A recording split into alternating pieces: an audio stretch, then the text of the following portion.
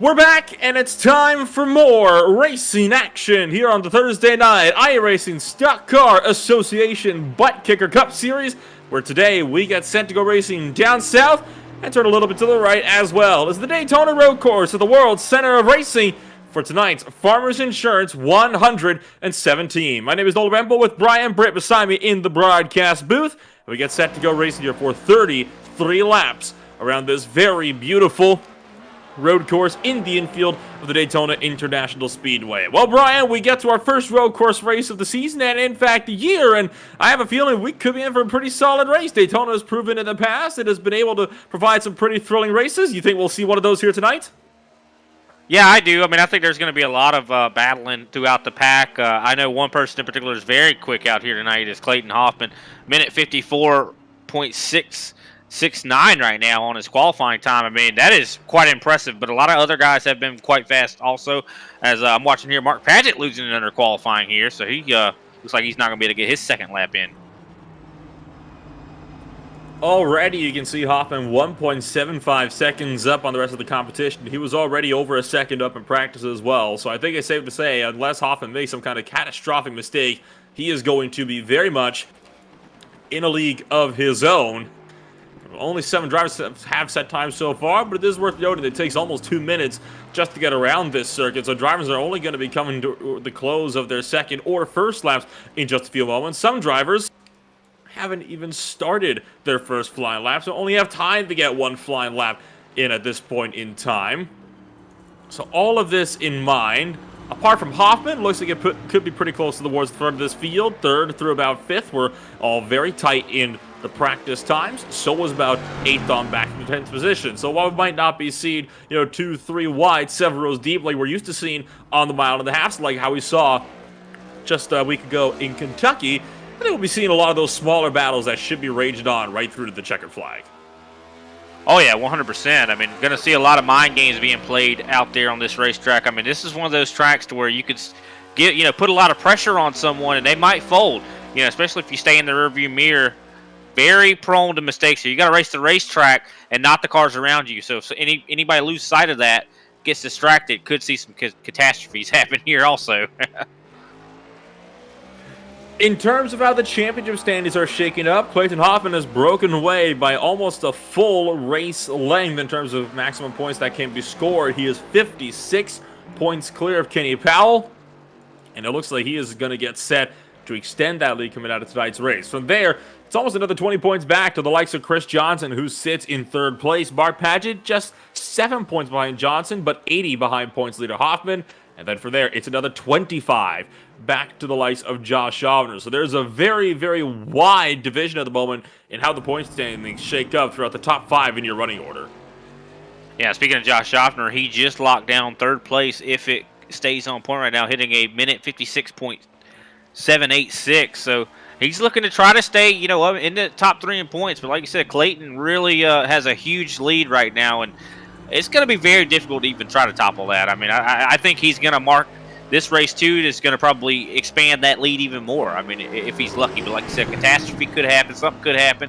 Maybe lap traffic at some point. I don't know. Could play a factor. This is a very long road course, far from the shortest road course on Earth. So lap traffic, I don't imagine is going to be playing that big of a role until a bit deeper in the green flag runs when everybody is more spread out around the entirety of the racetrack, as Carl Dodson goes 11th fastest out of 12 on the boards in his only lap that he'll be able to put down.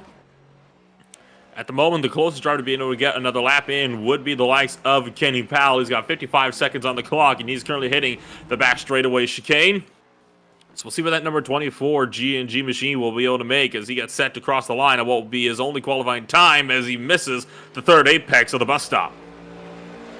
Yeah, and it's so hard to qualify at these road courses, too, because, I mean, the pressure's on. You got to make sure you don't make any mistakes, and if you even touch that wall or maybe touch that grass, that could be a 1X or, invalidate that lap. So definitely a distinct possibility for a lot of the guys. Maybe if they have tried to qualify, just was not able to do it. 20 seconds on the boards. Powell will have just enough time to get a first lap in. Will not have enough to go for a second lap time, though. And Kenny Powell will cross the line right about there, and Where will this put him on the boards? It will put him nowhere. Lap invalidated, had an off track somewhere on course. With that all being said, with all of that being said and done, that'll wrap up qualifying for us here tonight. So I'll take a quick step away. It's time for the national anthem.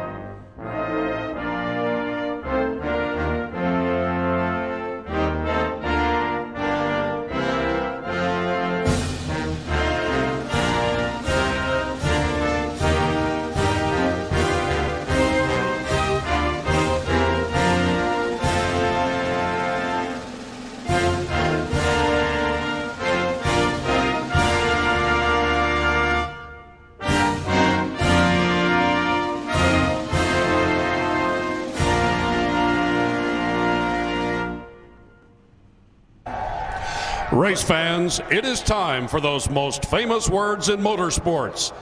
Driver, start your engine!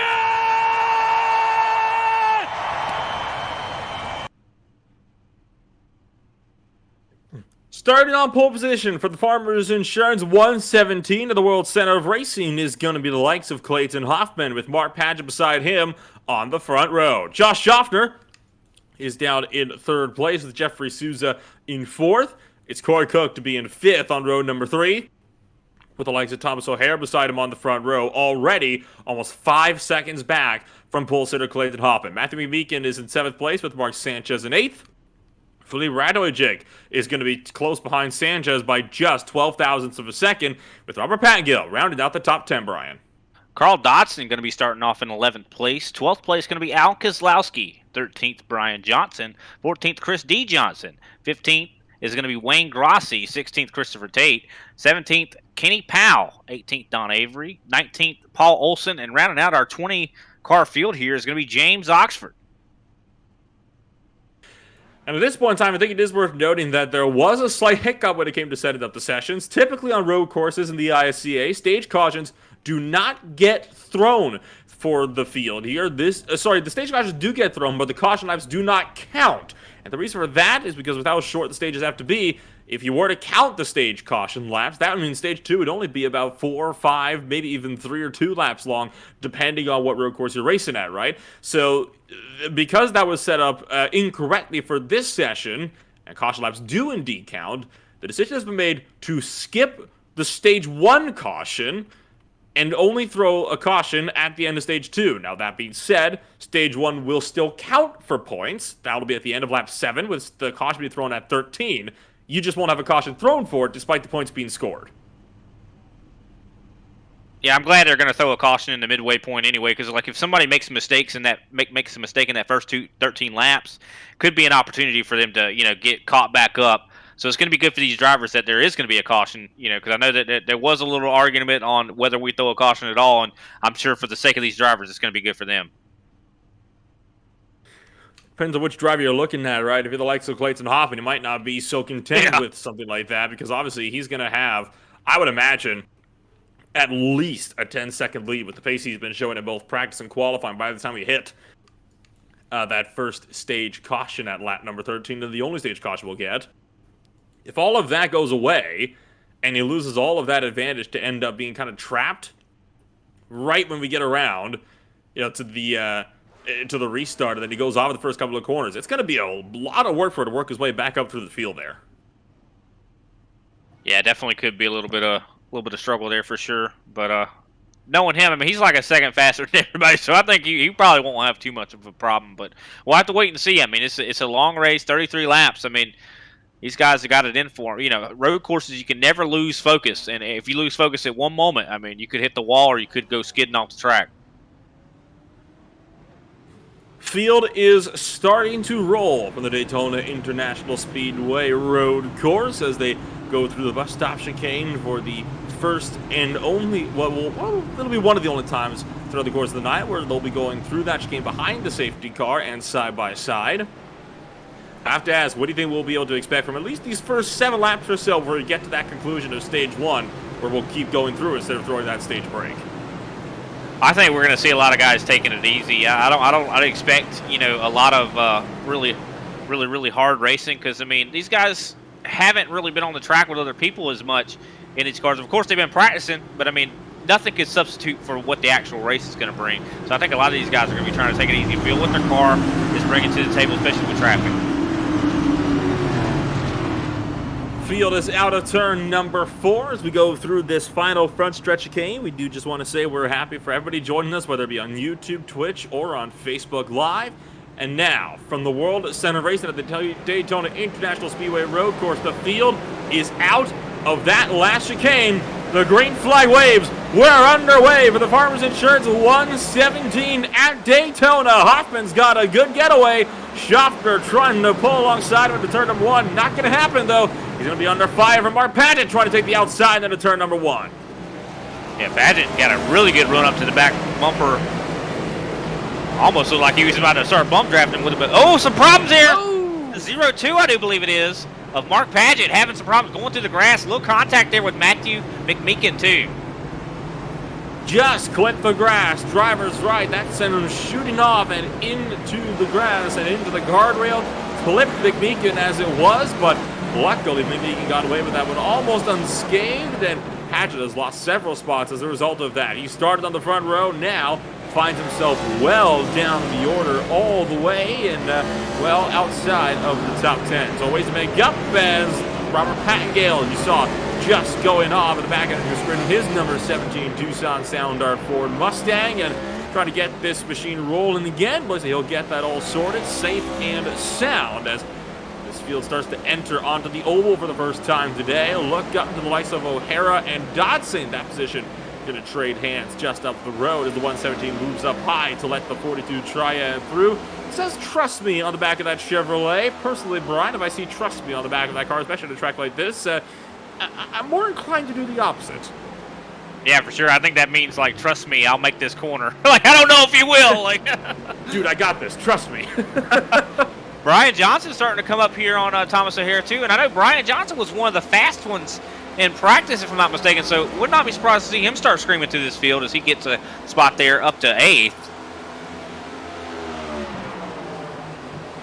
And down into the front stretch came for the first time today, just up the road. Radojcic, McMeekin, and Souza looking a bit tighter up the road. That's the three-way battle for 4th place for the time being. McMeekin is +3 on the day. Radojcic already started 9th place. He is up to 5th. With Souza now down in 6th place. It was Hoffman to lead the opening lap, and the top 3 have already kind of separated out from each other. So that means this battle you got for about the 4th position on back is one of the closer fights you got on the racetrack. Yeah, Radojcic is very fast right now. I think he's about to make the pass, maybe. He's getting right up on his back end. Somebody's off the racetrack. I do believe that is Jeffrey Souza. No, Carl Dodson. What did I say? Do trust me, I'm going to make this corner. Didn't quite make that one, though. He got a bit too enthusiastic with the right foot, shall we say. Didn't even clip the curve, just lost the back end on the throttle and tagged the wall just like we saw Mark Padgett do. And speaking of the devil, Padgett now looking to start to pressure Dodson. Bit of a lockup for the number 42 car that time by into the West Horseshoe. But just behind, Christopher Tate swings out wide, which gives Mark Padgett a bit of breathing room to try to run down Dodson in front of him.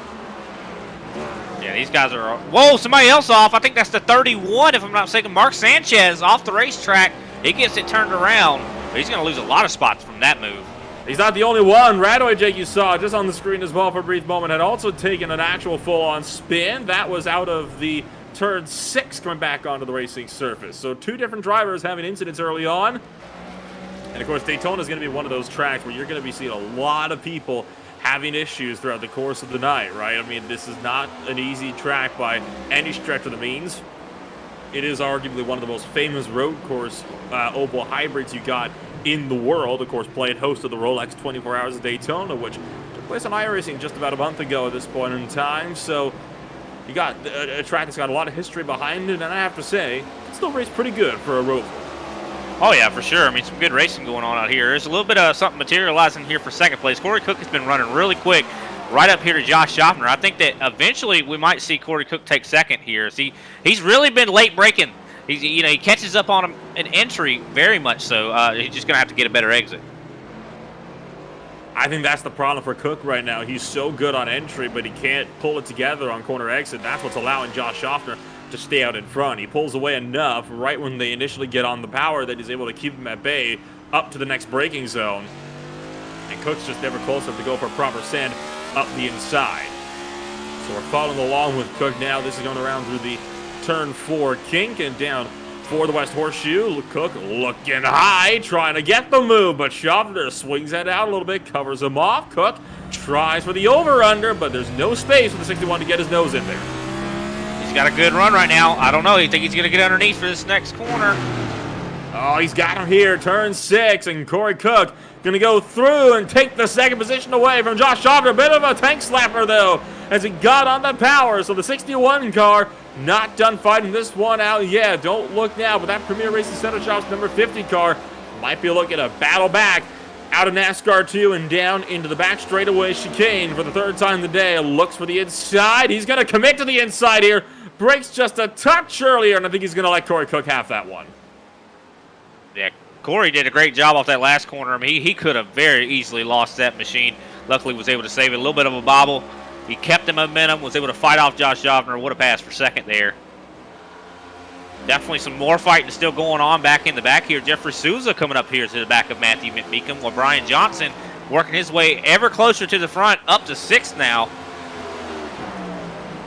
Oh, Souza a bit loose on corner exit there, NASCAR 4. Thought he was going to spin out or take McMeekin with him out of NASCAR turn 4 through the front stretch chicane. Loses a little bit of time up towards McMeekin. That's the thing about that chicane, right? It is so difficult to try to get a solid run through that chicane and stay nice and close to your opponents after the fact. You have to always watch yourself a little bit and make sure that you don't find yourself overstepping. It's very easy to clip those curbs, and they don't send you into the wall. They'll at least send you for a spin. Yeah, you get some of those curbs, and they will literally send you airborne. So you don't need to touch those things, that's for sure. As we do have some fighting going back here. Like I said, for Souza, Souza really pressuring Matthew McMeekin now. I think we might see a pass for that 4th spot here shortly. Looks to me like Souza's almost better than McMeekin through the middle portion of the corner. Might be even on corner entry where Souza loses a little bit of time. So if he can get a solid run in these corners, could have a look down towards the backstretch chicane. That's a very risky place, though, to go for an overtake in these stock cars. It's such a fast one-line chicane with these cars. You have to get clear so you can take a more reliable line into the corner. Got a good run here, though, and look at how close he's closed up now to the back end of McMeekin's Fastenal number 41 Mustang. And now Souza going to have a whole boatload of draft all the way down this long straightaway. McMeekin moving up towards the outside wall. Souza looking for the inside. Will he tempt fate? He is! Deeper on the brakes. McMeekin's not giving in. And finally forced into submission. And the 14 car goes up at a 4th. And McMeekin is not out of the fire yet, as Brian Johnson's right there, too. Going to try to take advantage. Johnson has been so fast here tonight. I mean, everybody in this fighting for this 4th and 5th, 6th spot, they've been running almost the exact same type of lap times. A lot of competition out here tonight. And, of course, Souza, you have to keep in mind that when Souza made the pass to McMeekin there, with how he made it, he compromised McMeekin's entry. That's what has allowed Brian Johnson to just pull right up to the back of the 41. But after Johnson had a big moment through the middle of that front stretch chicane, it's turned out that he is now going to have to fall a little bit further back. And all of this has allowed Souza to pull clear by a couple of seconds now up the road, which is solid news. Don't get me wrong. For the number 14 car, he can now focus on trying to run down 3rd and 2nd place up the road. Deeper down in the field, I'm looking at Wayne Grossi and Kenny Powell. They traded hands 15th place just this lap, coming through the front stretch chicane just now. He's in the middle of a 4-car scrap. Grossi just lost 15th to Powell. At this rate, about to lose the number I want to say that's going to be the 15th position there to James Oxford, with Don Avery 17th just in behind. And actually, Avery's going to force the outside lane around the number 82. Yeah, there's been a lot of battling going on back here. A lot of mistakes too. I've been seeing a couple guys. Look out, Al Kozlowski off the road just up in front. You're just talking about mistakes. Well, there's one for you right there. Yeah, I mean, they've been happening left and right. I mean, just before that, I saw Radovic make some mistakes there. I mean, I think I saw Christopher Tate even lose it. These guys are definitely having some problems. Hopefully, whenever, you know, the stage caution comes out at lap 13, these guys are going to be able to, you know, take what they've learned, calm down a bit, and get back at the wheel again. For the race leaders, it's about 2.5 laps to go already in stage number 1 of the night, really showing just how fast these stages can fly by, which is why, of course, they have that system where caution laps traditionally do not count. Gracia started the pole clear of James Oxford in behind for the battle for 15th place. Overall, not seeing too many additional battles going on around the racing circuit. If you wanted to really look into a few close fights, you still got McMeekin and Brian Johnson for 5th place, but that has yet to trade hands, as well as that Dodson Chris Johnson. Bit close as well for the 8th position. That actually traded hands just this past lap as well, entered the front stretch chicane. Yeah, I have a feeling, though, Brian Johnson and Matthew McMeekin is about to materialize as we see Brian Johnson really diving it in, trying to late break as much as possible. It works out for him as he gets right up close to McMeekin here. I think that Johnson has the pace. I think he's going to make this pass happen shortly. Woodley trying into the International Horseshoe, does not, but swings out wide, and that has severely compromised Johnson's exit out of turn number 3, so down for the kink at 4. Brian Johnson will have a lot of work ahead of him now if he wants to try to close up to McMeekin just up the road. Close up a bit through the kink, but while he's deeper on the brakes, he's never been quite deep enough or close enough where he's been able to reliably make a pass on the 41 car because he just keeps compromising his corner exits. Yeah, definitely. I mean, one thing they'd always teach you in racing, you know, you kind of have to back up your corners to get that exit. I mean, yeah, you get a lot on that entry, but I mean, what are you sacrificing for these straightaways? That's really the main thing. As you can see, he sacrificed a ton to that last corner, and Meekum just leaving him right now. Some people say that taking a wide line can sometimes help you carry more momentum around to the exit of the corners, and while that might be true, there's no point in carrying more momentum around to the exit of these corners if you're not able to capitalize on that with the draft you get in return. Corey Cook has fallen out of 2nd place. In fact, he's fallen down to 4th, so Corey Cook has had enough, and I believe this was actually at the bus stop chicane. He's lost to Souza, who's now up into the 3rd position, and Schoffer's back up to 2nd. Yeah, I was a little bit worried there for Jeffrey Souza because I know we saw Corey Cook slow there. Almost could have had some contact there, but luckily Corey got out of the way. And the race is heated back up here for 4th place, or for 5th place actually. McMeekin and Johnson really closing up in that last corner. Now they separate again. There goes that corner exit again, biting Brian Johnson.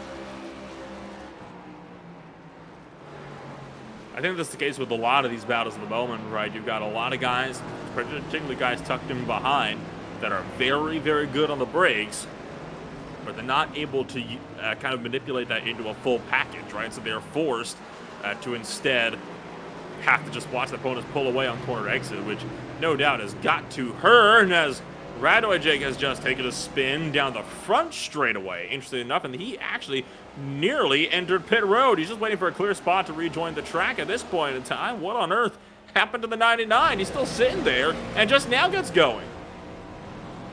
Yeah, he almost could have got an unsafe pennant entry or something like that if he wasn't careful there. So luckily, I think he barely missed that. He's back on the racetrack. Lost a ton of spots. A second back from the leader, or a minute, I should say, back from the leader. Luckily, this, like you said, it takes about 2 minutes to get around this racetrack. You know, when that, hopefully he doesn't make too many more mistakes. Otherwise, he might go a lap down. 8th and 9th still looking tight. Chris Johnson and Carl Dodson still looking to duke it out amongst themselves. Meanwhile, race leader Clayton Hoffman coming around through NASCAR 3 and 4 on lap number 7. Which, by the way, will conclude the opening stage of this race. But don't forget, no caution is going to be thrown. So Hoppe will come through and he'll take stage 1 victory here from the World Center of Racing. And in convincing fast too by over 10 seconds. And you kind of called that, didn't you, Nolan? I mean, you said that he was going to probably win, have about 10 seconds. But not that soon. I think we were expecting him to have 10 seconds by maybe lap 13, but not this soon. He is just driving away. Tires are definitely a premium here, too, I think, because, I mean, you can see the lap times these guys are turning. They're definitely been falling off, wouldn't you say, Nolan? They certainly have. The times have started to slowly slip away. I think most notably would be the likes of Carl Dodson, who logged a 2-minute time as his fastest lap. But his last couple of laps have been about a second slower than each of those. But that could be because he's still in the thick of a fight here with Chris Johnson, and that battle for 8th and 9th is closer than it's ever been. As I say that, tank slapper coming around through turn 2 is, oh, hello, the number 79, Carl Oxford, taking a bit of an off-track excursion. Too much speed to that final chicane. Probably a better idea just to bail out instead of risking hopping over the curbs. Yeah, while we were looking at that, Dodson did make the pass. He's up to 8th place now. Was able to get Valley Johnson.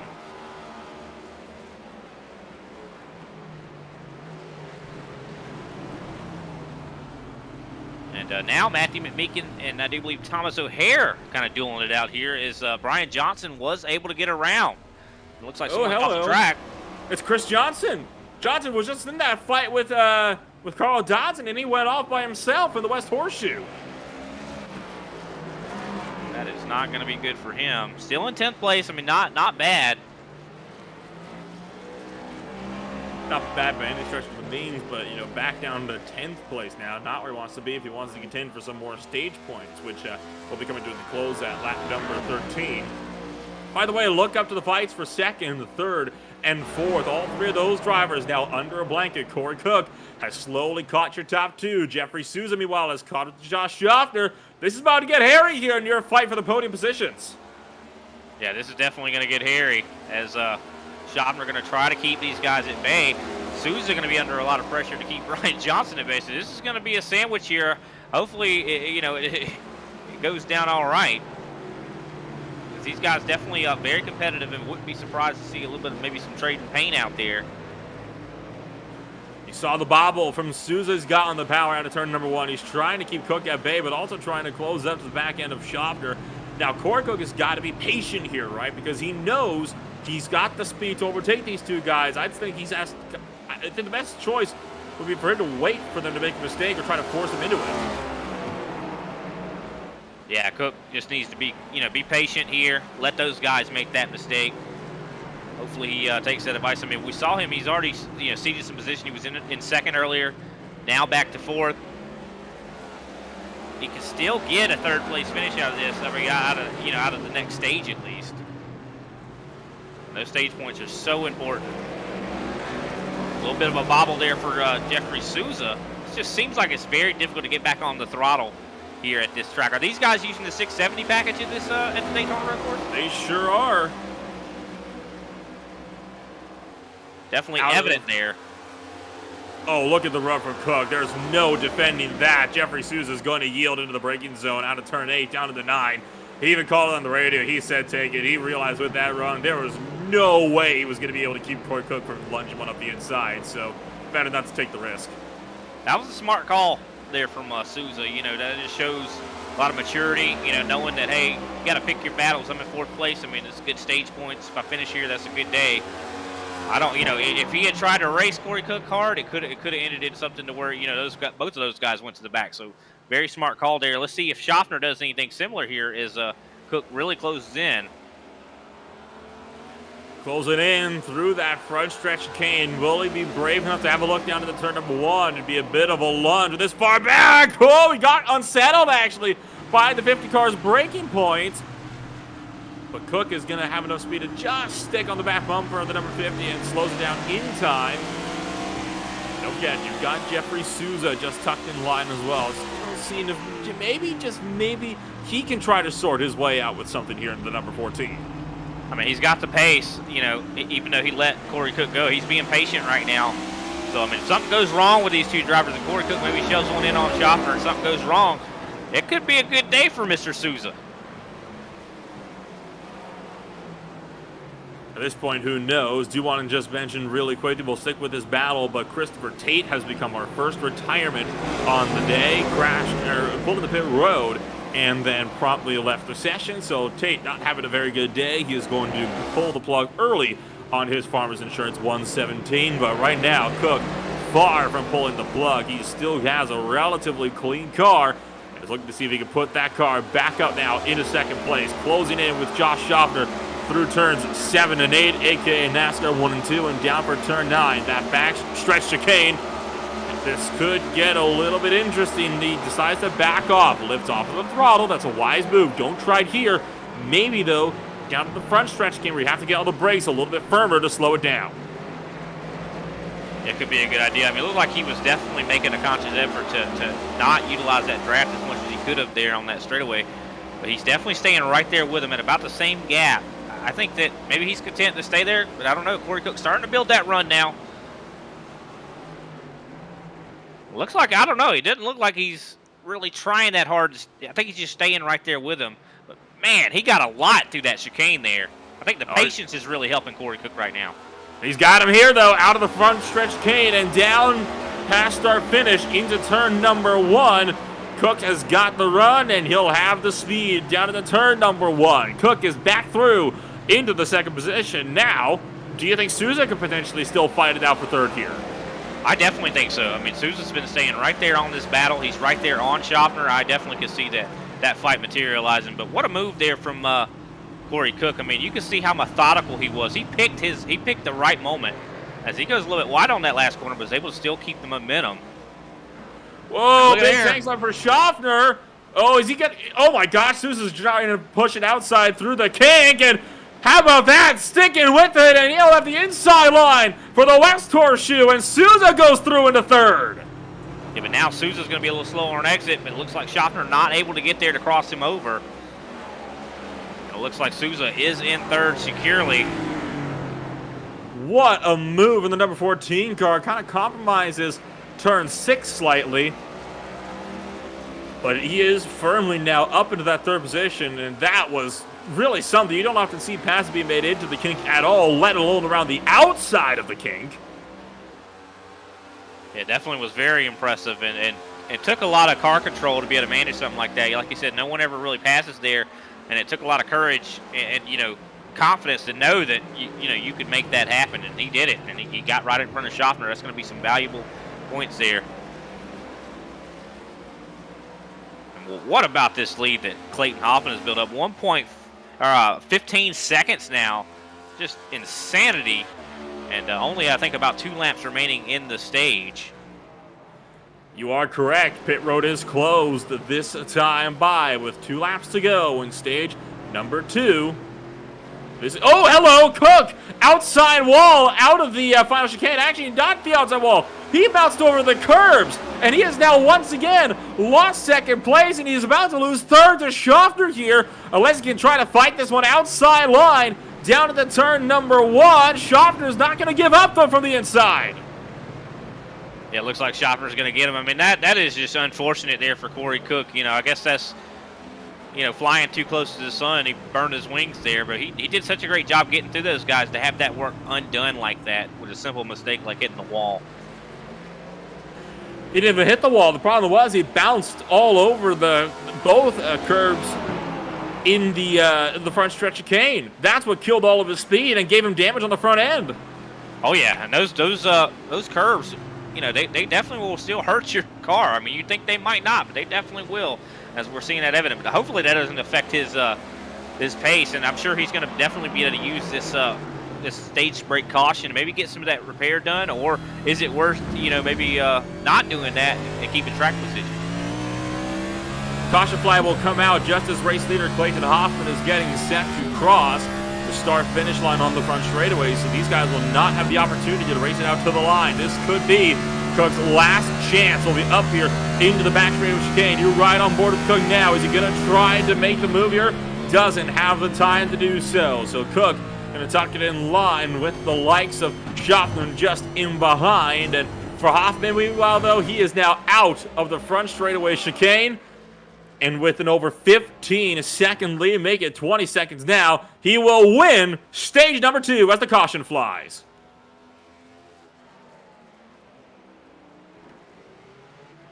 Clayton Hoffman able to win both stages.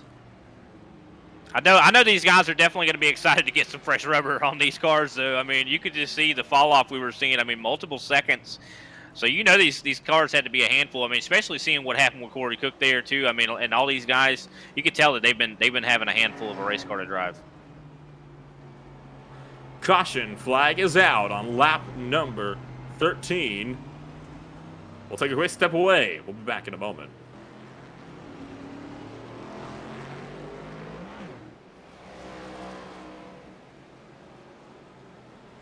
ButtKicker. Feel what you've been missing.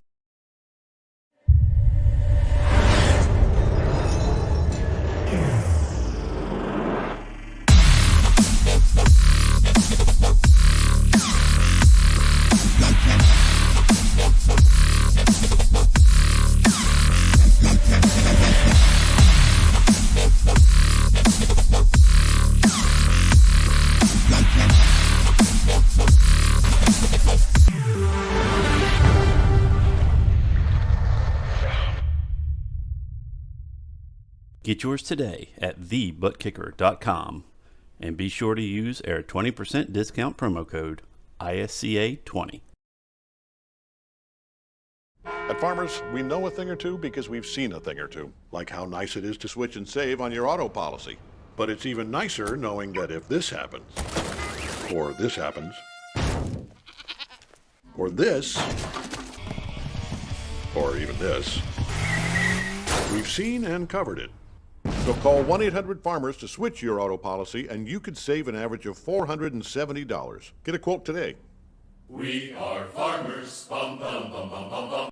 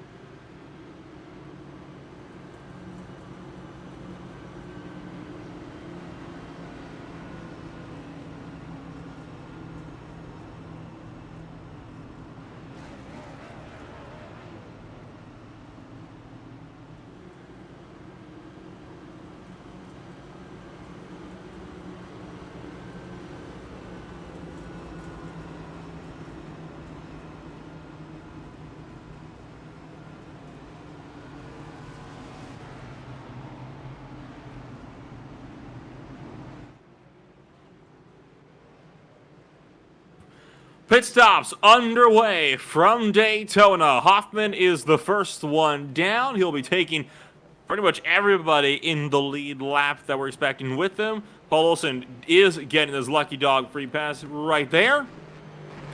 As we are under caution for the first time tonight here in here at the end of stage number 2. Hoffman led them in. Will he also be the one to lead them off? So far, everybody good, clean in and out of pit road. Nobody with black flags, so we should be expecting to see relatively people exiting the same time they entered. Hoffman, obviously, first driver out of pit road. Souza will be second. So, with everybody starting to slowly but surely cycle on through with pit stops here, as got yourself Clayton Hoffman once again back out in the race lead.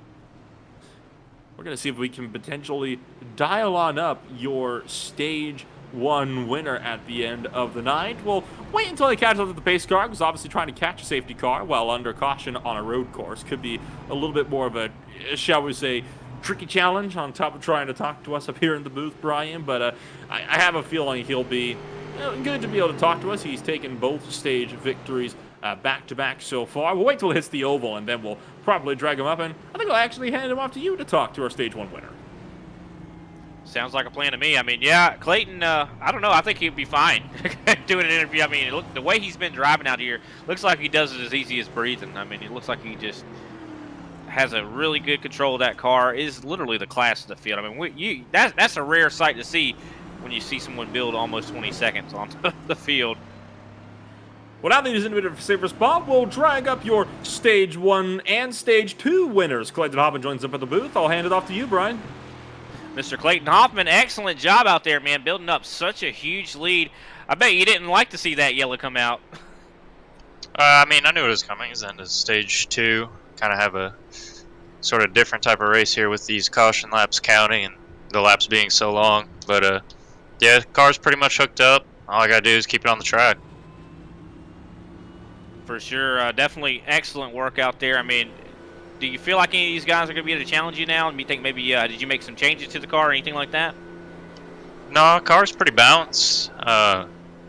Really, the only thing I'm thinking about right now is making sure I get a good restart and seeing how my fuel mileage is, whether I got to pit, whether I should stay out. I'm not sure.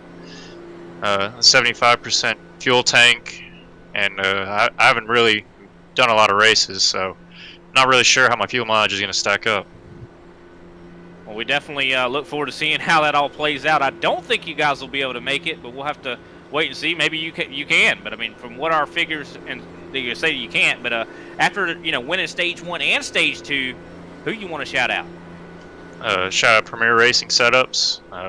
Car's really hooked up. Got to make a little bit of adjustment to it, but once I made basically one adjustment on the car, I mean it's pretty fast. So big shout out to them. Shout out to ButtKicker for sponsoring the series. Shout out to Farmers Insurance for sponsoring the race, and shout out to you guys and Rob behind the scenes. Well, we definitely appreciate your time, Clayton, and good luck with the rest of your race, man. Hopefully we'll see you in victory lane. Thank you, Brian. That's Clayton Hoffman joining us up here in the broadcast booth after winning both stage cautions on the night. What a solid run for him throughout the course of tonight's race, and we're definitely looking forward to see what he can do throughout the remainder of the race tonight. So that's already an extra 20 bonus points that Hoffman has to his name. And with Kenny Powell having not been in stage winning contention for either races, he's already extended his lead of the championship, Brian, out to another 20 points. So he is at a whopping, at the moment, and just let me check my notes here. I'll see if my math is correct, but I believe it'll be a whopping 76-point gap for Hoffman. At this rate, by the time, 2 weeks from now, he'll have this championship in the bag before the finale. You know what's funny? That seems like it's not very rare here as of late in ISCA, considering last season we saw Justin Levine do the same thing, already have it locked up before the final race, which is, something to see. I mean, to see the level of competition here. And lights are on the safety car. We are green flag this time by. The field gets set to double it up, and we'll go back racing. So it's Hoffman from Souza, Cook, Johnson. From there, you have got O'Hara, Powell, Chris Johnson, Grassi, Kozlowski, and Radojcic round out the top 10 so far in your field. And even more interesting news, you probably noticed one name is missing from that list there in the top 10, Brian, the likes of Josh Schaffner. We thought he was going to be in serious contention for at least a podium tonight. He called it quits, though, after the Stage 2 yellow flag came out. That's odd. That is definitely an odd thing for him to do. With that, he was up in the top 5, top 3. Kind of surprising that he made that decision. Must have been some type of personal thing or some type of situation that happened there. I mean, you wouldn't just quit out when you're up there.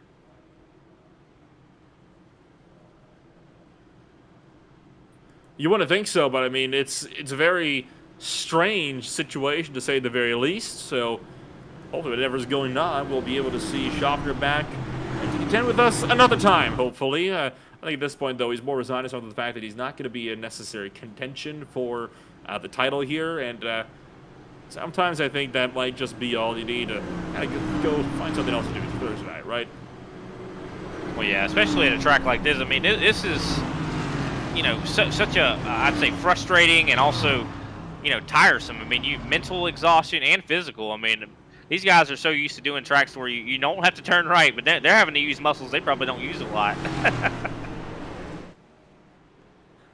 Fields coming around through NASCAR 3 and 4 this time by, and I have to say, this was a very entertaining first couple of laps. First couple of stages, I should say. We're expecting green flag pit stops in the second grouping, right? There's going to be, once again, if I'm doing my math correctly here, 17 laps to go when we take the green flag. They've only got enough fuel, though, for about 14 laps. We were talking about this before. You save some fuel. You're not saving 3 laps, though, on a 4-mile road course like this. Yeah, I don't think they're going to be able to save enough to do that.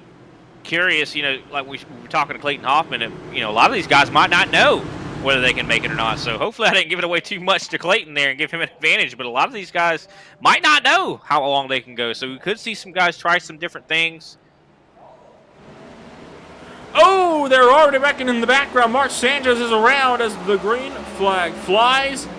And Sanchez, I think, is caught on the barrier. And in fact, he is. Mark Sanchez was caught on the sausage curb.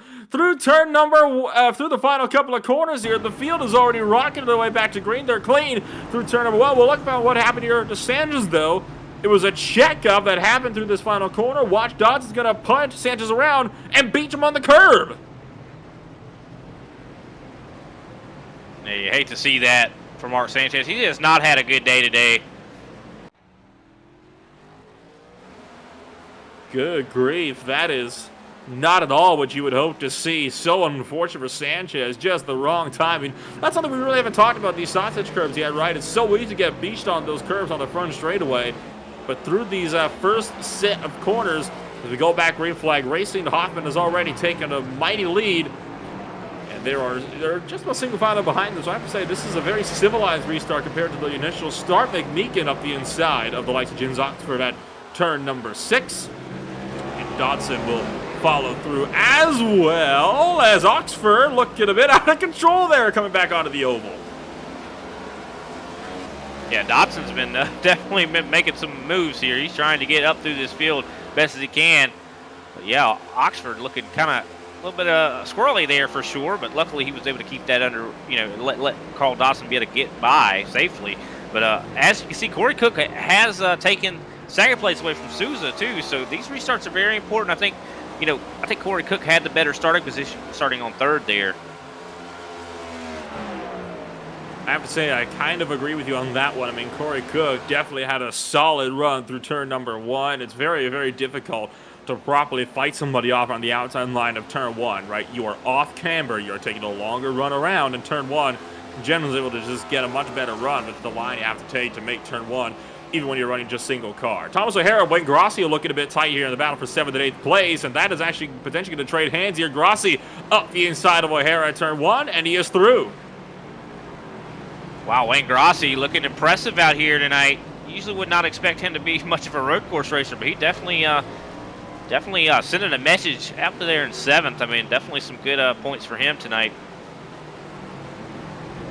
Further behind, you saw Pattengill also losing the spot to the likes of Matthew McMeekin coming around through these first couple of corners on the racetrack. And Don Avery, I've just noticed, having a bit of an off as well in his number 11 car. That was coming around through turn 2, but kept it off of the wall. And if we can, I actually want to get a look on board with Don Avery because I cannot tell if he actually hit the wall or not. But my goodness, it was a close one. You saw it right there as we back up the footage here, but so we'll take a ride on board with Avery, and, well, you'll see here, Brian, just how close this was.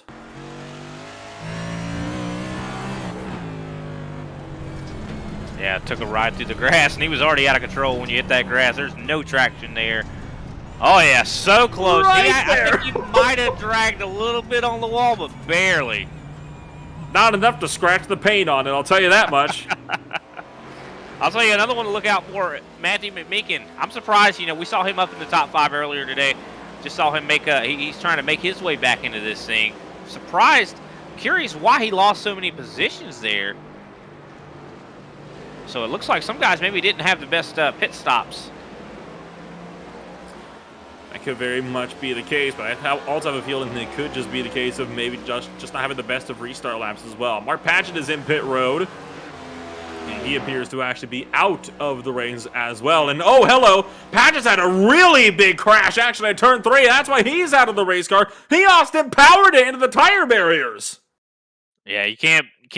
Oh wow, he's actually inside the tire barrier. I wasn't kidding. I mean, just think of, I have never ever seen a car get wedged in there quite like that. Yeah, me neither. Yeah, Austin Powell. I like that reference. You know, him backing up and going forward, backing up and going forward. Wow, how did he do that? Look at that. Quite literally, you hit it in exactly the wrong place. And he can't back up because your back bumper is up against the guardrail now. He's pinned. Man. I'm telling you what, man, bad luck is flowing out there for a lot of these drivers. I know the only person that seems like they got a 4-leaf clover tonight is Clayton Hoffman.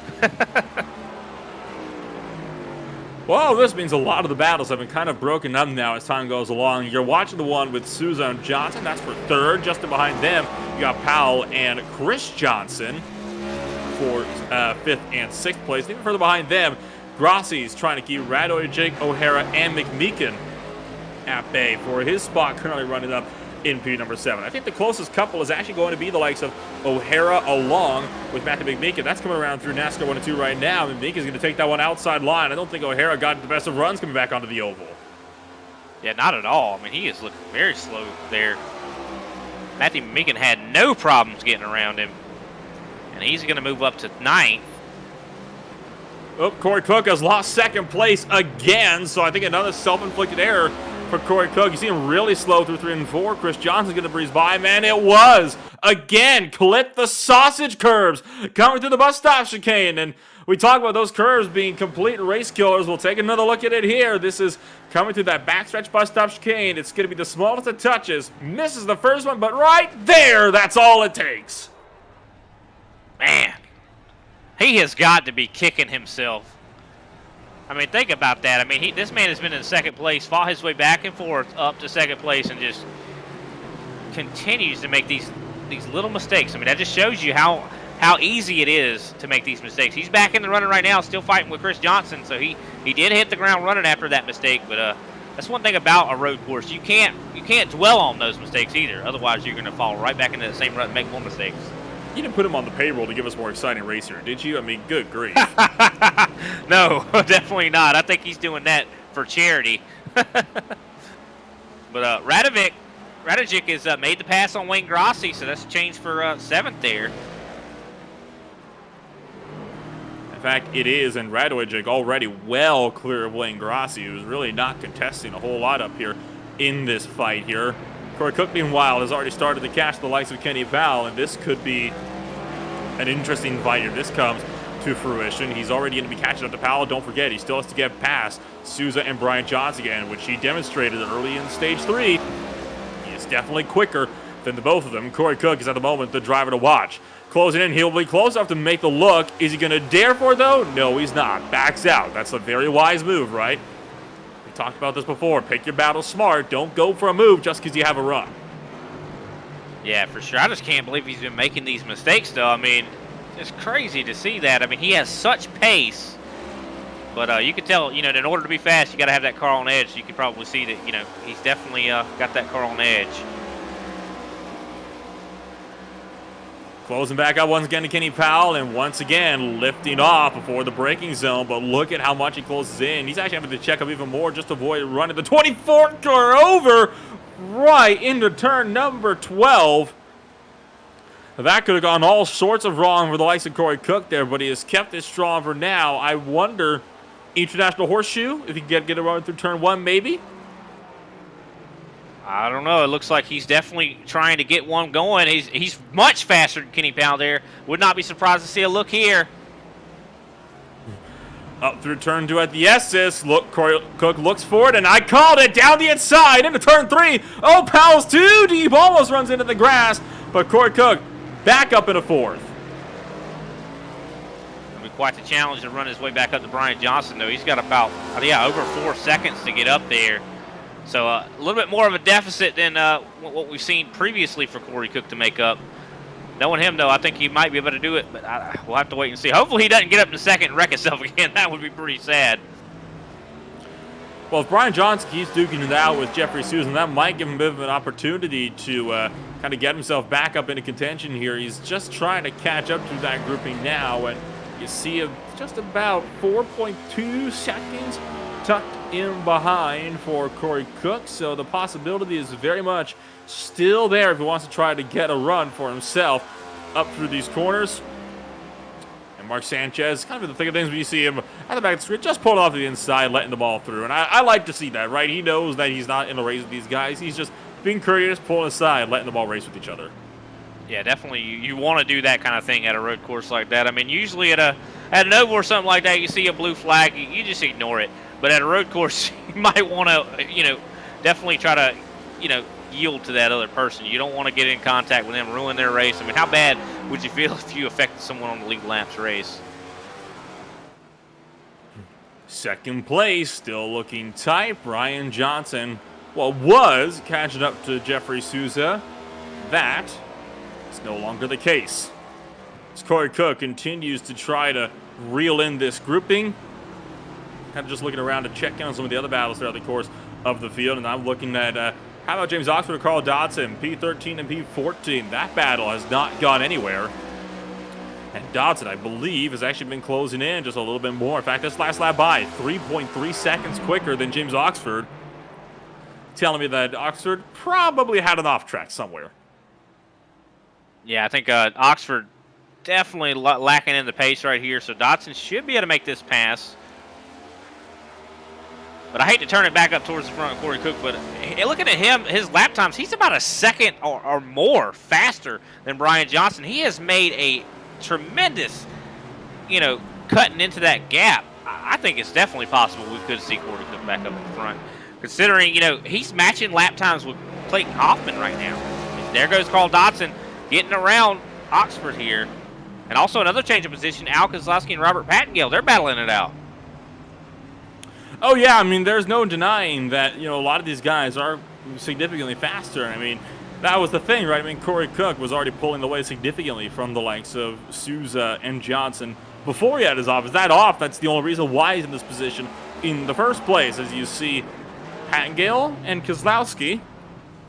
They just traded hands for the 11th position, trying to kind of duke it out amongst themselves. And now, I do believe there was just a trade in hands for second place. In fact, there was. Brian Johnson let through by Jeffrey Souza. That came down the back straightaway. Souza pulled off to the inside and braked early to let Johnson have it into the backstretch chicane. And we've seen a lot of that from Souza tonight. He's been playing the smart game. He's been wise. He sees a guy. He knows he's faster than him. He's just going to let him go. I mean, why slow both of us down and make a risk of us getting into an accident together? I just let you go, run right behind you. Maybe learn something from running behind you, too. And you can tell Corey Cook is at the moment, I think, trying to learn a little thing or two from the likes of Jeffrey Souza, who is trying to, I think, still keep in touch with Brian Johnson, but also trying to just see how long he can keep Corey Cook behind. But with the lap times that Cook's been running, I don't think it's going to happen, especially not with mistakes like that. I mean, this last lap by, Souza ran a 2:08. Corey Cook, how about a 1:58? So that's 2 seconds faster than Jeffrey Souza up the road from him. Yeah, and the thing is, that actually was faster than our leader, Clayton Hoffman, by 0.2. Which is pretty impressive. I mean, I swear, I think if Corey Cook had started up front, I think him and Hoffman could have definitely been battling. I think those guys, clearly the class of the field, they're the fastest that we've seen so far tonight, Clayton and Corey Cook. Unfortunately, there's still 15 seconds between Hoffman and Cook, and you just saw, once again, getting a bit of a case of the heavy lead foot there, and Corey Cook losing yet more time. I mean, mistakes. They just keep mounting up more and more and more, and they're costing him sorely. Yeah, I mean, he's so fast, but consistency is going to be key here. Especially, every little mistake is going to add up to the end of this race. I mean, I think if he hadn't made any mistakes, he'd be easily right up there in second, chasing still behind Clayton Hoffman. But right now, Clayton Hoffman has a 12-second gap on Brian Johnson. Brian Johnson just pulls away from Jeffrey Souza.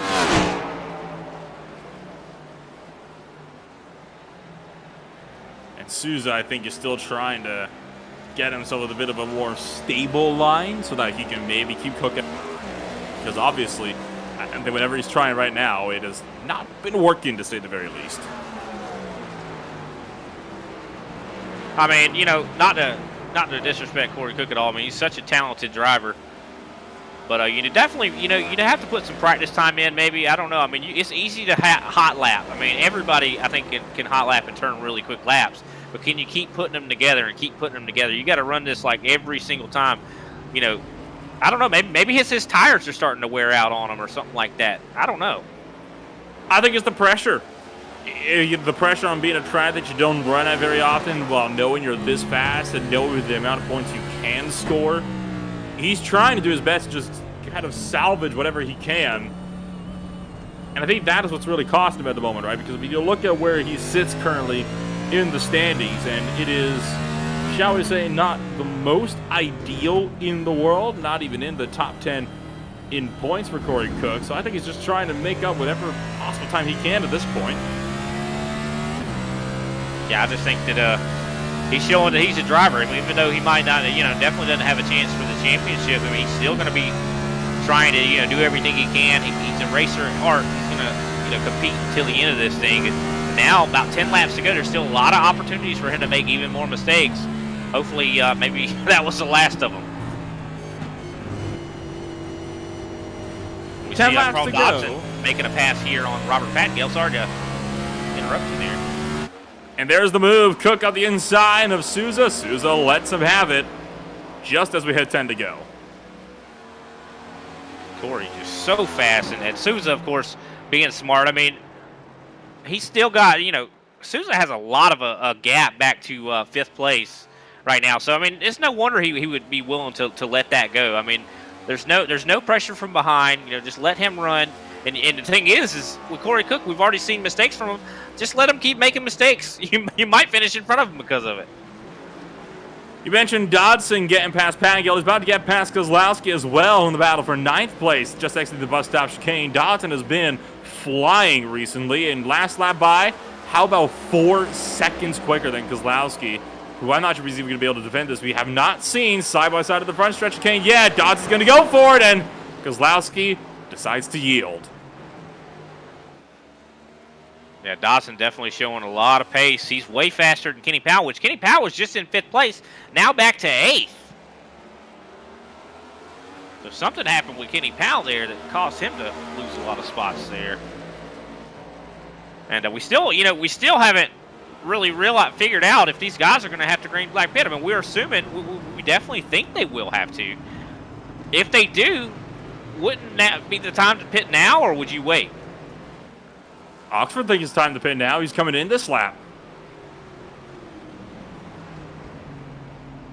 Could be a good idea. Looks like Patgill, I thought he was going into pit road. Patgill in the grass here, so he's having some problems.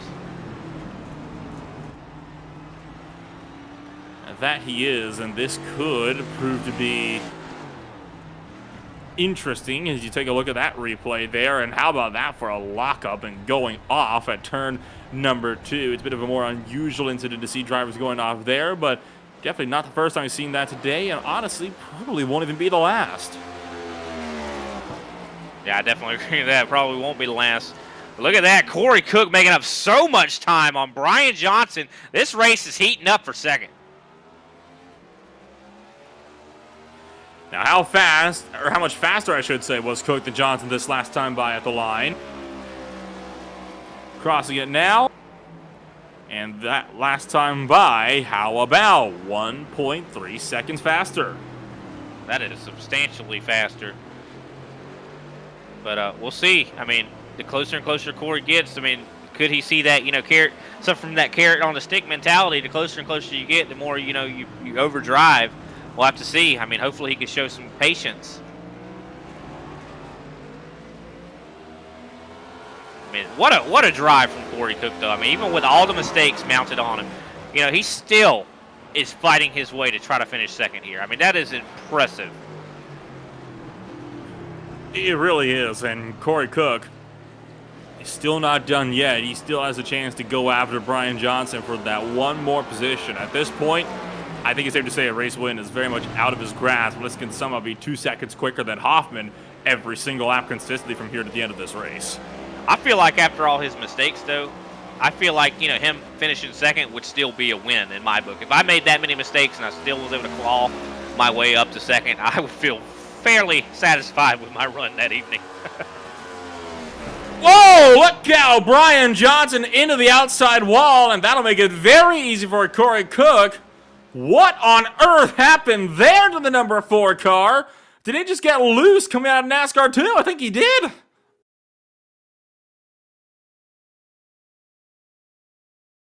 Look at the replay here, and this was coming around through turn number 8, and just back in, it does just kicks out from under him. Yeah, I've never seen on the oval portion too. That's surprising.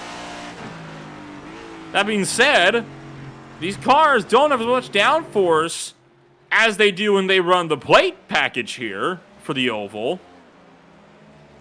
And just as that happens, Corey Cook comes down pit road. I think that's a smart call. I think Corey Cook made a great decision there. He saw Johnson was struggling anyway. Might as well go down pit road. I'm surprised Johnson didn't decide to go down pit road there. That would have been a smart call for him. It's a very strange incident there, and we'll see how that develops later on. As meanwhile, a little bit deeper in the field, looking at Chris Johnson, Al Kozlowski, Wayne Grossi. All those drivers under a bit of a blanket for the time being. You see Kozlowski in the middle, Wayne Grossi pulling the way after he passed Kozlowski for 10th this last lap, and Johnson trying to put Kozlowski back down to 12.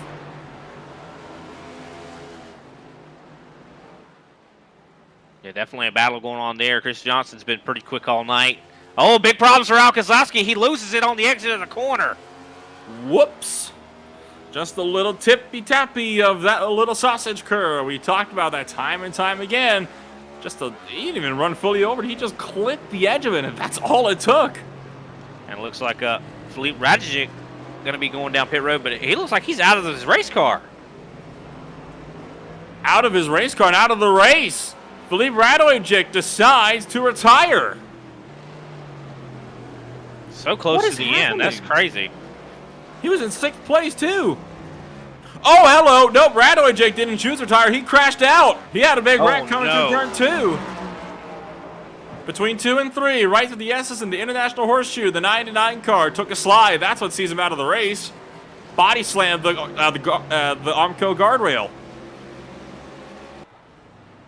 And I'm just looking at Brian Johnson's car a little bit. This 4 car has got a lot of damage.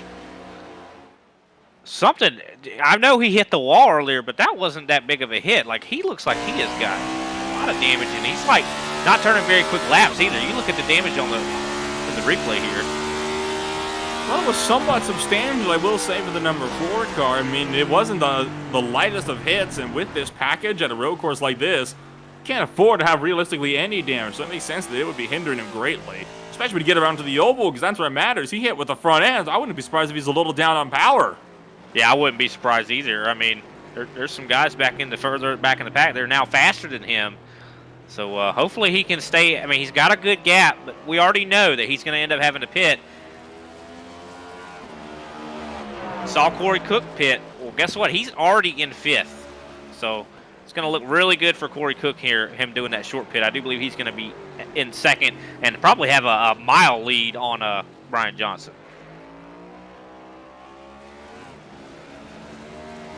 Well, under 10 laps to go at this point in time. We are still looking around, and no current battles have been seen on the track. Well, actually, I say that, Carl Dodson. Let's look back up to the 42 car in his Trust Me Triad Chevrolet, which you look at how the front end looks. Once again, you wonder how much people are actually going to be quote-unquote trusting him, but Kenny Powell's got to trust that he's not going to run him over for the time being, because Dodson has caught Kenny Powell at a rapid pace.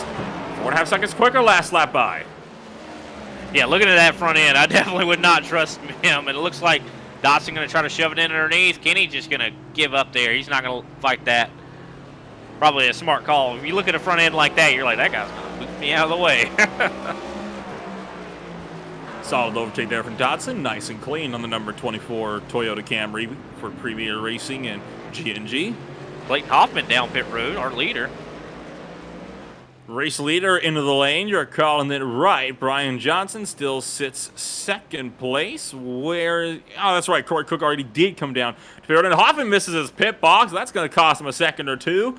Brian Johnson's, meanwhile, down pit road. And Kind of expected that from Brian Johnson coming down eventually. Still waiting on Souza and McMeekin, though, to both enter pit road. And McMeekin enters pit road this time by as well. Yeah, Matthew McMeekin down pit road. So it looks like everybody's starting to do their green flag pit stops now. But Jeffrey Souza staying out another lap. So curious to see what the strategy is going to be here for him if he's going to pit this next time by.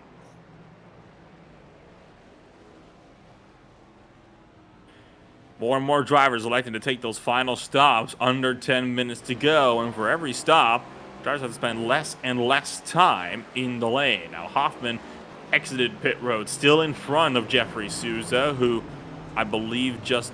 No, Jeffrey Souza stayed out this last time by. So Souza not going to be in contention realistically with Clayton Hoffman. And Corey Cook still a long way back for the 92 car as well. So there's no chance at the moment for Corey Cook to realistically go after Hoffman now that he's pitted. Yeah, I'm curious if some of these guys, if they decided to take tires or not, since, you know, so short, you know, to go for the rest of this race. I would assume that a lot of guys did, though. I mean, considering that I think you lose enough time that tires make sense still, even with, you know, not as many laps to go.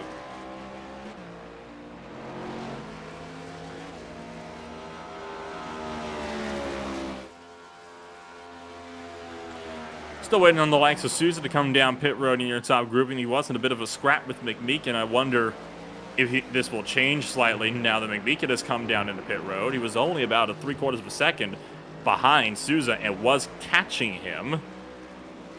Souza's been consistently running 2-minute 4-second lap times nowadays, and McMeekin was running about 2-minute deads on his lap time. So I would not be surprised if he got past Souza by the time Souza comes out of pit road. And we also see Brian Johnson's back on the track, and you see how good of a decision that was for Corey Cook to pit when he did. He has about 4 seconds now on Brian Johnson, so very good call for Corey Cook. I think he's going to easily lock down second here, unless we see him that, you know, these mistakes he's been making rear their ugly head once again. Luckily, his mistakes haven't been, you know, tremendous, like, damage on that race car, though. I mean, like you saw with Brian Johnson. At least, you know, with Corey Cook, he's been maybe hitting the, hitting those turtles, causing a little bit of front-end damage. But mostly, I think his car's still in pretty good shape. Indeed it is, and Cook still very much in fighting order. He does have some fresh rubber on that 61 car as well that he can now use to attack Souza, who's on a dwindling tank as well as old rubber as well. So all of this combined, I believe, will give Corey Cook an easy advantage here, and I'd be very surprised if he wasn't up into second place by the time he reached the bus stop chicane. And how about that? He'll be into the second place before he even gets to the oval. And I'm telling you, what I love about this sim and how realistic it is, you look at these cars when they're going through these braking zones, you see those brakes getting red hot. And they certainly do. I mean, these brakes just really heat on up as time goes along. And a track like this for heavy braking is a constant. What with turn one, both chicanes, both horseshoes, and so on. It's no surprise those brakes will be glowing red hot. Tell you what, it makes for some beautiful sights in the twilight. Oh yeah, when it's dark outside and all you can see, you know, and you're at the race, of course you got the lights over above, but I mean, see those things glowing, it is a beautiful sight. Corey Cook now up in second and really leaving Souza. Souza, I'm surprised he's staying out this long. I mean, you would think he's holding out for a caution, but there is not going to be a caution, I'm telling you, Souza. I wonder if he thinks he can make it to the end. He might be trying. I mean, maybe he's trying to lift a little bit more. I don't think he will be able to. Like we said earlier, there's no way you're going to save 3 laps. Brian Johnson back down pit road. Interesting. So Brian Johnson has a black flag. Hang on. Johnson with a black flag. Where on earth did that come from? I wonder, did it come from when he came down pit road? I'm going to check for speeding here real quick. Pit speed limit is 55 miles an hour. And it's all looking somewhat good on entry. No problems there. did hit 57, but he got it right back down immediately. That is an interesting one. I don't know why Brian Johnson would have a penalty, but that's what he has. Maybe an unsafe pit exit? It's actually a good point. That very well could be the cause of that one. Once again, I'm still seeing if I can get an idea. That is what it was. Crossed it over the white line too early. Unsafe pit exit. Good He's got catch. to be kicking himself over that. Man. He's that out. is gonna... Johnson's out of the race. Retired. That is just unfortunate. He had a great performance all day. Was one of the ones to watch. I think he was about third in overall speed.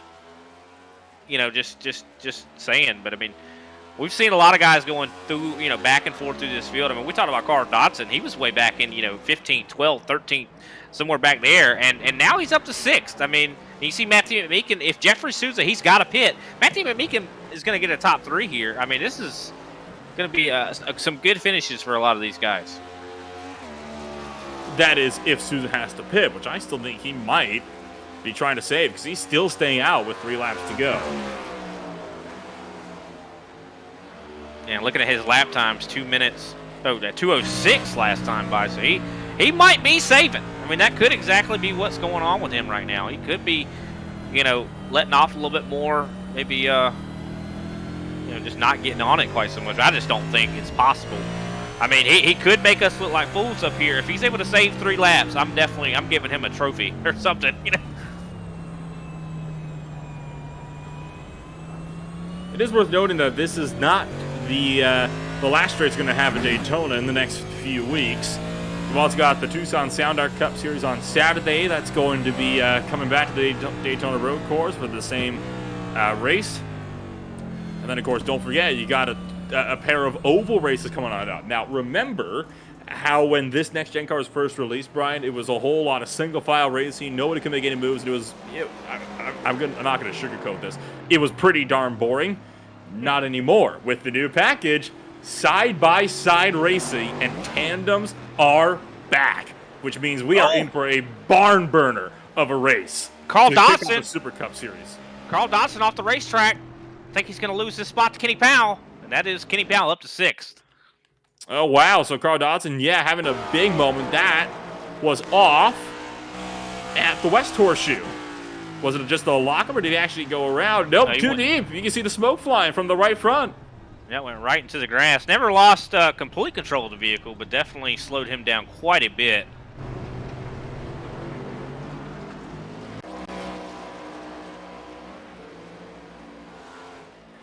Slowing him down quite a bit indeed. That'll bump him down to 7th place now. So Powell's up now into 6th.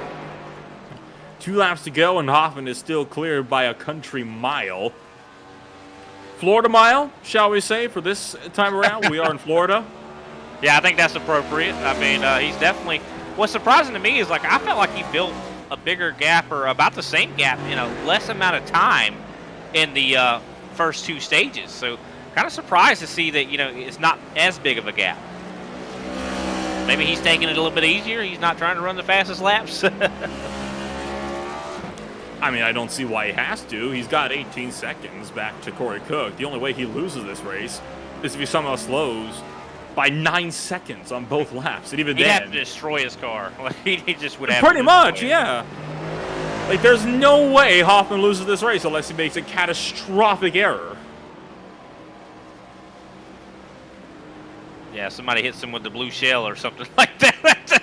That's about the only thing. I know we haven't discussed the actual, like, on-track racing for a little while now. Well, that's because there's not a whole lot of on-track racing in the field. I mean, every time I go looking through, there's nobody on track with position. Dodson makes another mistake. Oh, did he? Oh, yes, and that puts him in the firing lines of Wayne Grossi. Yeah, went off the track again there. And it looks like Wayne Grossi, he might be able to hold on to this. I mean, Dodson's been showing a lot of speed, but he definitely cannot afford another mistake like that if he wants to stay in this top 7. White flag is out. Final time around for the Daytona International Speedway Road Course. Al Kozlowski was not able to make it. He is down pit road. I'm watching Jeffrey Souza very closely because he's about to run out of gas. He's got to be. Well, he's coming around through the last couple of corners now, so this is really going to show if he's able to make it or not. He has not been down pit road. Now, I do want to point out, Souza was running 158s, 159s every single lap. After that stage break, though, 204s very consistently since lap 25. That's how much of a saving fuel. He's 5 seconds a lap slower. Oh, he's really slow out of this corner here. Well, that's the thing. He has to be slow. He's not going full throttle. Yeah, he has been hitting 205s, 204s pretty religiously here, but he's got to make it one more lap. This is gonna be crazy if he actually makes it. If he makes it, man, I'm telling you, he deserves an award for that. Clayton Hoffman is already rounding NASCAR 1 and 2 for the final time today. Out of turn number 8 and down for 9 and 10. At the backstretch bus stop chicane, it has been a clinic for Clayton Hoffman. He has led every single lap of this race. He set the fastest pole time. He set the fastest practice time. He won both stages. He has the fastest race lap time. And now, after leading every single lap, just has 2 more corners to negotiate. Out of NASCAR, turn number 4. This is where it all could come to a head, but just like every lap prior, it is a clean run for Clayton Hoffman. He will sweep the Farmers Insurance 117 and win at Daytona. Yeah, what a race. I mean, a masterclass performance. I don't think we saw any mistakes at all from him. Looking back to Jeffrey Souza as Corey Cook is exiting NASCAR 4 right now. McMeekin has been steadily closing in to Souza by 4 seconds a lap. But there's not enough time for McMeekin to properly run Souza down unless that 14 car runs out of fuel. But it is looking very, very steady so far. Number 14 Triad and Souza Media for Mustang GT. He enters the final chicane now, and Souza defies all odds, and he is the only driver to make it the entire race without a single green flag pit stop. I cannot believe he just made that. It wouldn't be a proper ISCA race without somebody trying something completely just out of the hat when it comes to pit strategies, would it? Definitely not, and Souza earned a 3rd place just because of that. I mean, it paid off, that's for sure. And, I'm sure, I bet McMeekin was thinking he's going to run out of gas. I'm going to get a 3rd place finish. But I'm sure he's probably a bit disappointed right now. Can you even call that a pit strategy? Because he never hit pit road. Yeah, I don't think he can. I think it's just a saving strategy, I guess. It's an anti-pit strategy. How about that? Definitely a good one to call tonight, though, Nolan. That was exciting. What a solid race from us here for the Farmers Insurance 117. We'll take a look at your official post-race results. The final couple of cars crossing the line. Clayton Hoffman, your race winner by a whopping 31 seconds over Corey Cook. Jeffrey Souza was in 3rd. One more lap with the pace McMeekin had. He would have been caught for 4th. Thomas O'Hara was 5th with Kenny Powell down in 6th. Wayne Grossi is 7th with Carl Dodson in 8th. Chris Johnson was the final car on the lead lap with Robert Pattengill rounding out the top 10 here, Brian. Yep, Don Avery able to finish in 11th, 1 lap down. Al Kozlowski also 1 lap down in 12th. 13th is Mark Sanchez. 14th, Mark Paget. 15th, Brian Johnson finished 3 laps down because of a black flag. 16th, Paul Olson. 17th, Philip Rajovic. 18th is James Oxford. 19th, Josh Schaffner. And rounding out our 20-car field, 24 laps down, is Christopher Tate.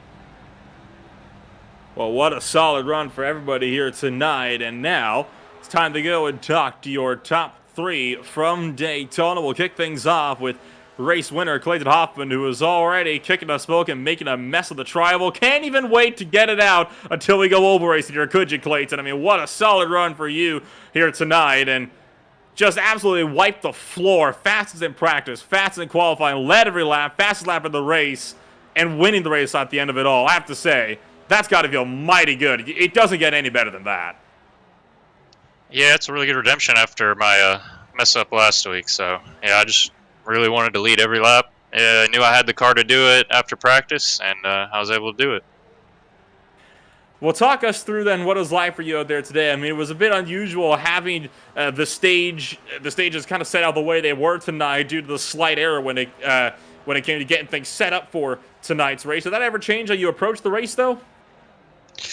Not really. Like I said, after my mess up last week and after how fast I was compared to everybody else in practice, I really just wanted to win both stages and win the race and lead every lap. And without that caution, all it did was give me a big cushion because I was able to win stage 1. So it really didn't change anything for me.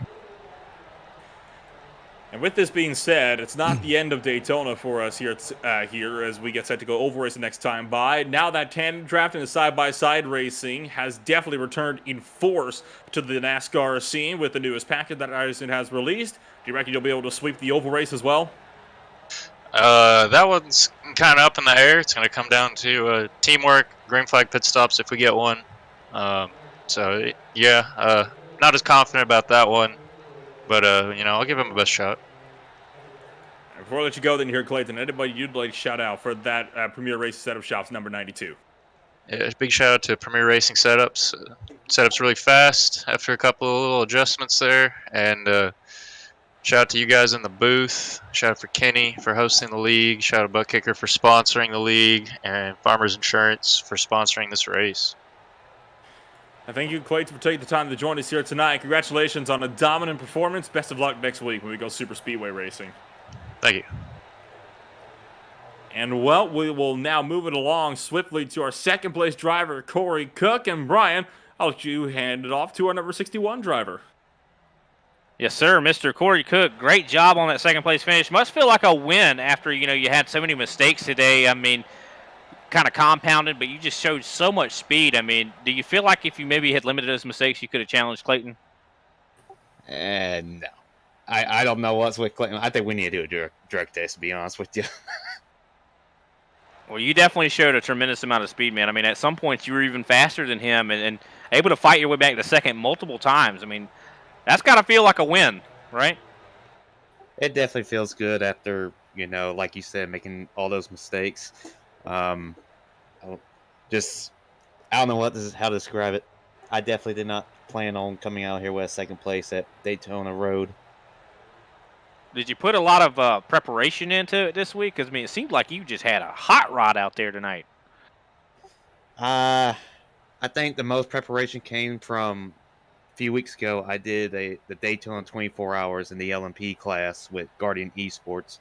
I think that's where a lot of the preparation came from, because once you do 800 laps around this track, you tend to kind of memorize it. Yeah, I bet that did help. I mean, I bet a lot of guys benefited from that, if they participated in the 24 hours.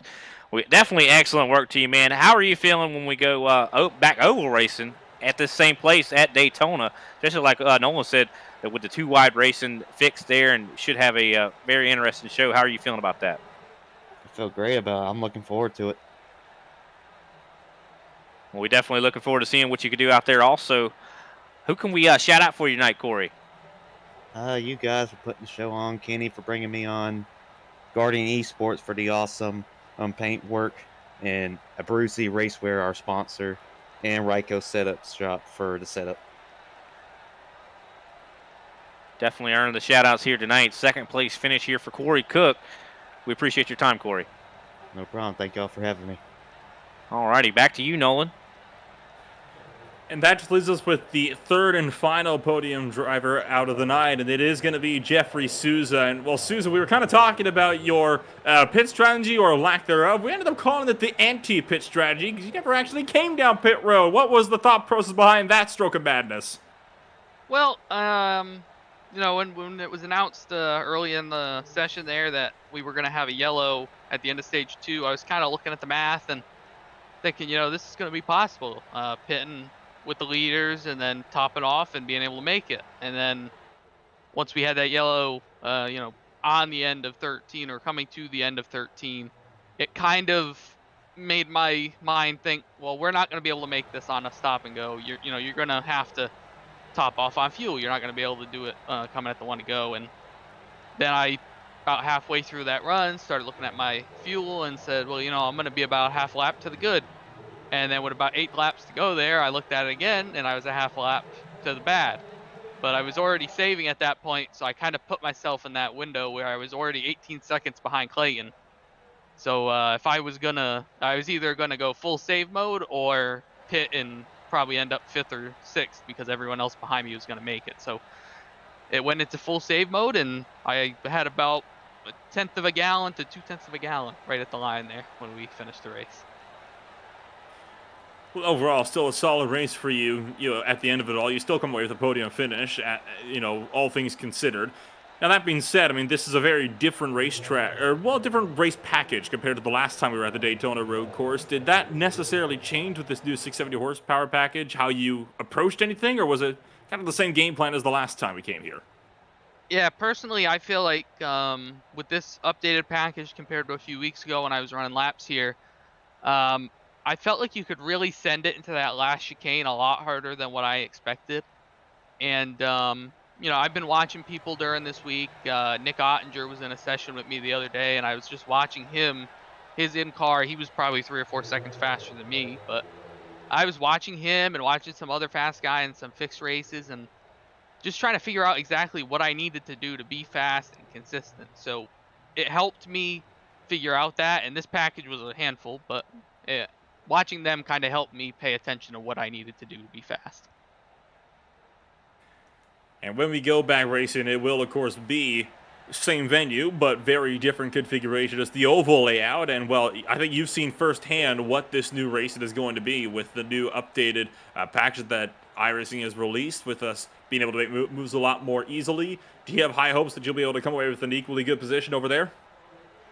I'm hoping so. I actually leave on Saturday morning to go down to Daytona, so I'll be down there on a little bit different setup than what I'm used to, brake pedal wise. So I should be there for the race, and I think me and my Triad teammate should be able to work some strategy to end up towards the front. Hopefully, as long as we make it. We've had trouble trying to make it to the end of these races, so hopefully we can make it to the end.